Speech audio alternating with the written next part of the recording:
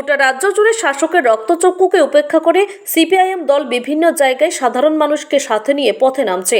একই রকম ছবি দেখা গেছে কৈলাসহর শহরে পানীয় জলের সমস্যা দীর্ঘদিনের।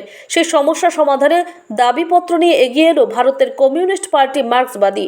আজ দুপুর 1টা নাগাদ পার্টির কৈলাসহর শহর অঞ্চল কমিটির পক্ষ থেকে 5 দফা দাবিতে DWS দপ্তরে একটি ডেপুটেশন প্রদান করা হয় দপ্তরের সংশ্লিষ্ট আধিকারিকের কাছে।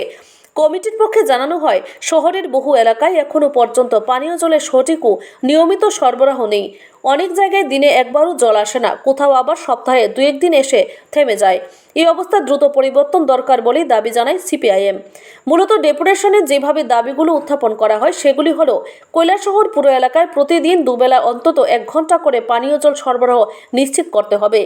পুরো এলাকার পুরনো এবং জরাজীর্ণ পানীয় জলের পাইপলাইন সম্পূর্ণরূপে বদলে নতুন পাইপলাইন বসাতে হবে।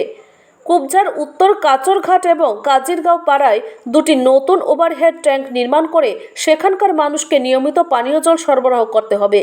কৈলাসহর পুর পরিষদের নির্ধারিত পানীয় জল কর বাড়ানো চলবে না।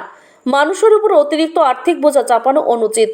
মনু নদীর উপর নির্মিত ট্রিটমেন্ট প্ল্যান্ট থেকে জল উত্তোলনের জন্য নতুন উচ্চ ক্ষমতা সম্পন্ন মোটর বসাতে হবে, যাতে জল সরবরাহে বিঘ্ন না ঘটে।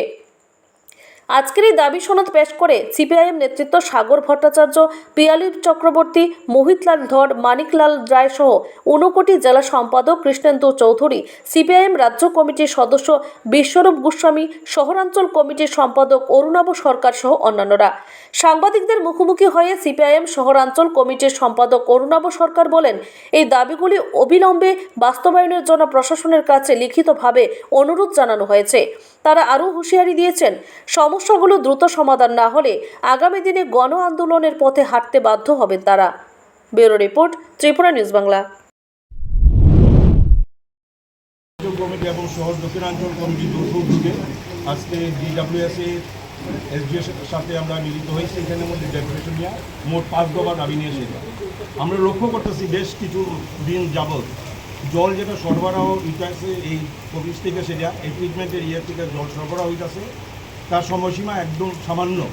যে সময়সীমার মধ্যে তারা জল ছাড়তেছে, সকালবেলা দেখা যায় 15 মিনিট, বিকেলবেলা দেখা যায় 10 মিনিট, বা কোনো দিন আমরা লক্ষ্য করছি যে কোনো দিন জলই ছাড়া হইতেছে না। এই অবস্থা দাঁড়িয়ে সেটা ত্রিপুরা রাজ্যের সরকার জল কর হঠাৎ করে একদিন বাড়িয়ে দিল, এখানে হচ্ছে 60 টাকা করে দিল, যেটা মানুষের ক্ষমতার বাইরে গেছে। এই সব কিছু বিষয় নিয়ে সেটা আমরা 5 দফা দাবি নিয়ে, এর সাথে আমরা গুরুত্ব দিচ্ছি পুরো এলাকার কুবজার উত্তর কাচরঘাট এবং কাজিগাঁও পাড়ার 2টি ওভারহেড ট্যাঙ্ক নির্মাণ করে পানীয় জল সরবরাহ করতে হবে। আমরা এই 2টা এলাকারে চিহ্নিত করছি এই কারণেই, এই 2টা এলাকার জনবসতি অনেক বেশি।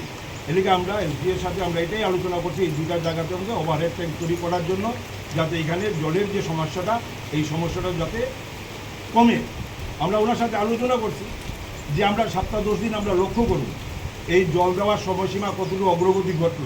যদি তা না হয় আমরা বৃহত্তর আন্দোলনের দিকে আমাদের পার্টি নামতে বাধ্য হব কৈলাসহরবাসীর সাথে। কমিটি এবং শহর দক্ষিণাঞ্চল কমিটির পক্ষ থেকে আজকে DWS এসডিএর কাছে আমরা ডেপুটেশনে মিলিত হয়েছি। আপনারা কৈলাসহরবাসী জানেন এবং রাজ্যবাসীও জানেন যে